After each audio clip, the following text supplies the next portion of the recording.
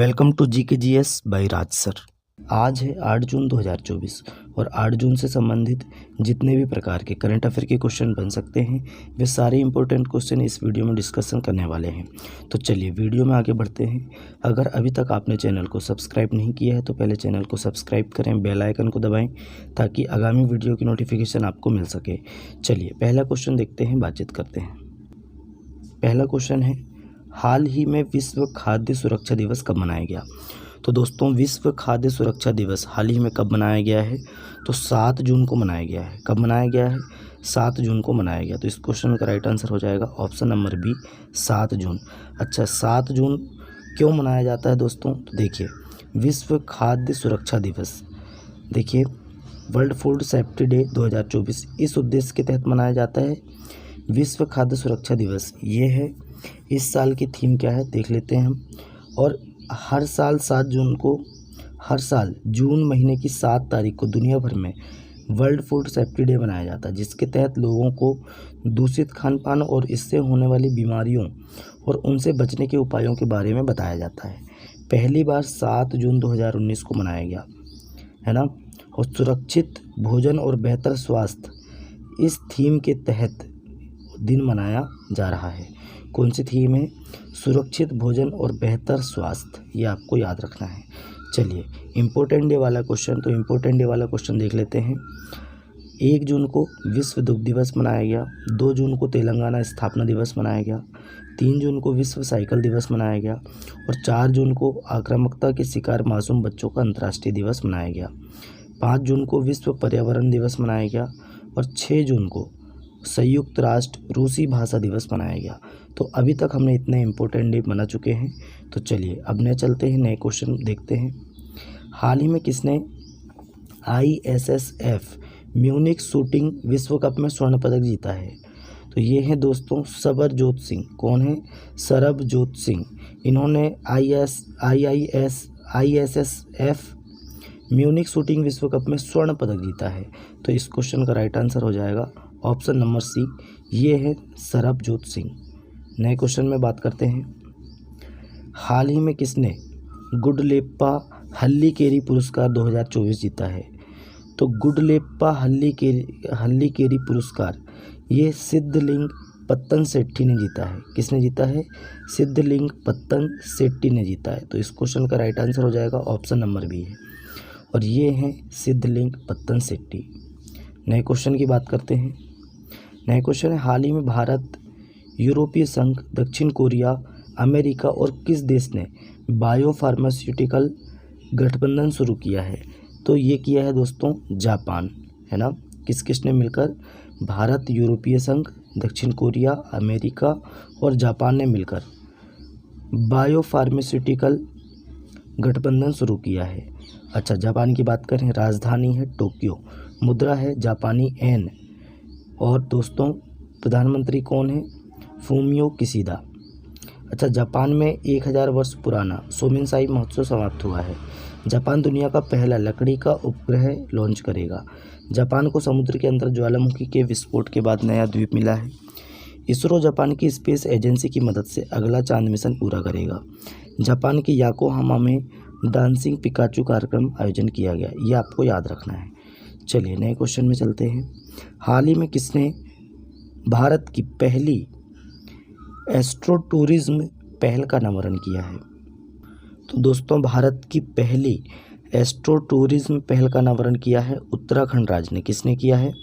उत्तराखंड राज्य ने किया। ऑप्शन नंबर सी इस क्वेश्चन का राइट आंसर हो जाएगा। उत्तराखंड की बात करें, राजधानी क्या है दोस्तों? देहरादून। CM कौन है? पुष्कर सिंह धामी। अच्छा, गवर्नर कौन है? गुरमीत सिंह। अच्छा, उत्तराखंड के मुख्यमंत्री ने हिमाचल बास्केट लॉन्च किया है। समान नागरिक संहिता लागू करने वाला पहला राज्य उत्तराखंड बना है। उत्तराखंड के मुख्यमंत्री ने नशे के खिलाफ धामी अभियान शुरू किया है। उत्तराखंड सरकार ने बाहरी लोगों द्वारा कृषि भूमि खरीदने पर प्रतिबंध लगाया है। और संयुक्त सैन्य अभ्यास सूर्य किरण का 17वां संस्करण पिथौरागढ़ उत्तराखंड में आयोजित किया गया। ये आपको उत्तराखंड के फैक्ट याद रखने हैं। नए क्वेश्चन में चलते हैं। हाल ही में किसने नाता प्रथा के उन्मूलन का आह्वान किया है? तो नाता प्रथा के उन्मूलन का आह्वान NHRC national human rights commission है ना, नेशनल ह्यूमन राइट्स कमीशन ने नाता प्रथा के उन्मूलन का आह्वान किया। तो इस क्वेश्चन का राइट आंसर हो जाएगा ऑप्शन नंबर सी। नए क्वेश्चन की बात करते हैं। हाल ही में रिलायंस इंडस्ट्रीज़ कहाँ वैश्विक आर्थिक केंद्र विकसित करेगी? तो कहाँ करेगी दोस्तों? नवी मुंबई में। कहाँ पे? नवी मुंबई में। ऑप्शन नंबर बी इस क्वेश्चन का राइट आंसर हो जाएगा। नवी मुंबई में रिलायंस इंडस्ट्री वैश्विक आर्थिक केंद्र स्थापित विकसित करेगी, ये आपको याद रखना है। नए क्वेश्चन की बात करते हैं। हाल ही में चुनाव आयोग ने लोकसभा चुनाव में कितने प्रतिशत मतदान की घोषणा की है? तो अभी हाल ही में लोकसभा चुनाव हुए हैं और लोकसभा चुनाव संपन्न हुए हैं और चुनाव आयोग ने 65.79% चुनाव आयोग के अनुसार वोटिंग हुई है। और दोस्तों 9 जून को शपथ ग्रहण समारोह भी है, रिजल्ट भी आ चुके हैं, ये आपको याद रखना है। नए क्वेश्चन में बात करते हैं। हाल ही में किस देश के प्रधानमंत्री ने अरुण 3 जल विद्युत परियोजना का उद्घाटन किया है? तो नेपाल के प्रधानमंत्री हैं पुष्पकमल दहल प्रचंड और इन्होंने अरुण 3 जल विद्युत परियोजना का उद्घाटन किया है। अच्छा, नेपाल की बात करें, नेपाल की राजधानी है काठमांडू। नेपाल की मुद्रा क्या है? नेपाली रुपया। नेपाल के प्रधानमंत्री हैं पुष्पकमल दहल प्रचंड। नेपाल के राष्ट्रपति हैं रामचंद्र पौंडे। अच्छा, बहुराष्ट्रीय सेनाभ्यास शांति प्रयास चतुर्थ नेपाल में शुरू हुआ। नेपाल के तमांग समुदाय ने सोनम लोसार के अवसर पर नया साल मनाया है। नेपाल अगले 10 वर्षों में भारत को 10,000 मेगावाट बिजली का निर्यात करेगा। आधिकारिक तौर पर समलैंगिक विवाह का पंजीकरण करने वाला पहला दक्षिण एशियाई देश नेपाल बना है। भारत और नेपाल के बीच झूला घाट सस्पेंशन ब्रिज पूरी तरह से चालू हो गया है, ये आपको याद रखना है। चलिए नए क्वेश्चन की बात करते हैं। हाल ही में दुनिया का सबसे लंबा पैदल सस्पेंशन ब्रिज कहाँ खुला है? तो ये खुला है दोस्तों हंगरी में। कहाँ खुला है? ये हंगरी में खुला है, हंगरी देश में। और ये सबसे लंबा दुनिया का पैदल सस्पेंशन ब्रिज है, ये आप देख सकते हैं फ़ोटो में। देखिए ये है दोस्तों सस्पेंशन ब्रिज, है ना, दुनिया का सबसे लंबा सस्पेंशन ब्रिज है। कहाँ पे? हंगरी में खोला गया है। तो 6 जून को हंगरी के स्टोटरली जोजुली में पैदल यात्रियों के लिए दुनिया का सबसे लंबा 2 तरफा सस्पेंशन ब्रिज है। मतलब इधर से भी जा सकते हैं और इधर से भी आ सकते हैं ना। और लोगों के लिए खोल दिया गया है। इस ब्रिज की लंबाई 800 मीटर है और चौड़ाई 1.2 मीटर है। यह ब्रिज वार हिल और इसजार हिल के बीच बना है। इस ब्रिज को ज़मीन से 80 मीटर की ऊंचाई पर बनाया गया है। इस ब्रिज को 6 केबलों के सहारे बांधा गया है। ये केबल हैं, 6 केबलों के सहारे बांधा गया है। चलिए नए क्वेश्चन की बात करते हैं। हाल ही में भारत और किस देश ने निवेश पर संयुक्त कार्यबल की पहली बैठक आयोजित की है? तो भारत और कतर ने, है ना, ऑप्शन नंबर ए, कतर ने निवेश पर संयुक्त कार्यबल की पहली बैठक की आयोजित की है ना। तो कतर देश, अब बात करते हैं कतर की राजधानी है दोहा। कतरी रियाल इसकी मुद्रा है।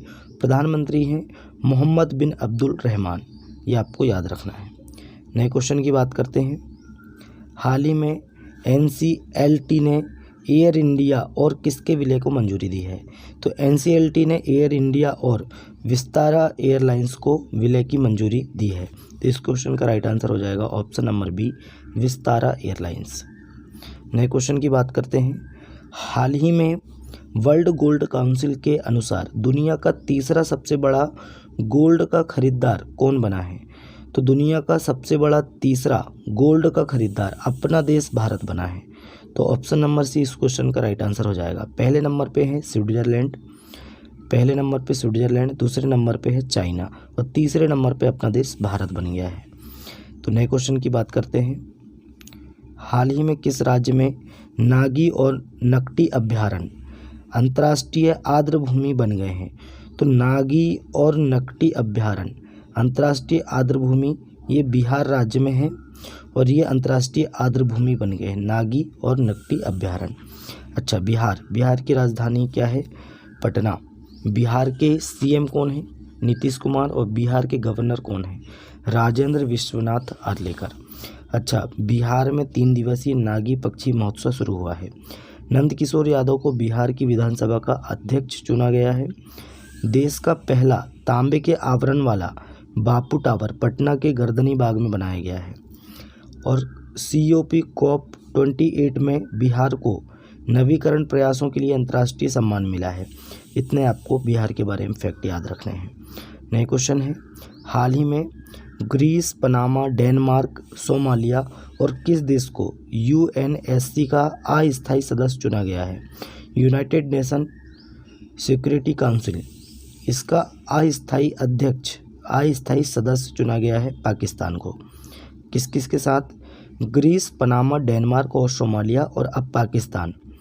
ये दोस्तों UNSC का अस्थायी सदस्य चुना गया है। अब पाकिस्तान की बात करते हैं। पाकिस्तान की राजधानी है इस्लामाबाद। पाकिस्तान की मुद्रा है पाकिस्तानी रुपया। पाकिस्तान के प्रधानमंत्री कौन हैं? तो पाकिस्तान के प्रधानमंत्री हैं दोस्तों शहबाज शरीफ। और पाकिस्तान के राष्ट्रपति हैं आसिफ अली जरदारी। अच्छा, भारत और पाकिस्तान ने अपने परमाणु प्रतिष्ठानों की सूची का आदान प्रदान किया है। पाकिस्तान ने एडवांस्ड रॉकेट सिस्टम फतेह सेकंड का सफल परीक्षण किया है। पाकिस्तान ने आधिकारिक तौर पर ब्रिक्स से सदस्यता के लिए आवेदन किया है। पाकिस्तान के स्टार्टअप सी गार्ड ने शीर्ष जलवायु नवाचार प्रतियोगिता जीती है। तो इतने फैक्ट आपको पाकिस्तान के बारे में याद रखना है। तो दोस्तों, आज का हमारा करंट अफेयर यहीं समाप्त होता है। वीडियो कैसा लगा कमेंट करके बताएं। अपने दोस्तों में ज़्यादा से ज़्यादा वीडियो को शेयर करें, लाइक करें और चैनल को सब्सक्राइब करें। चलिए दोस्तों, मिलते हैं तब तक के लिए नए वीडियो में। जय हिंद, जय भारत।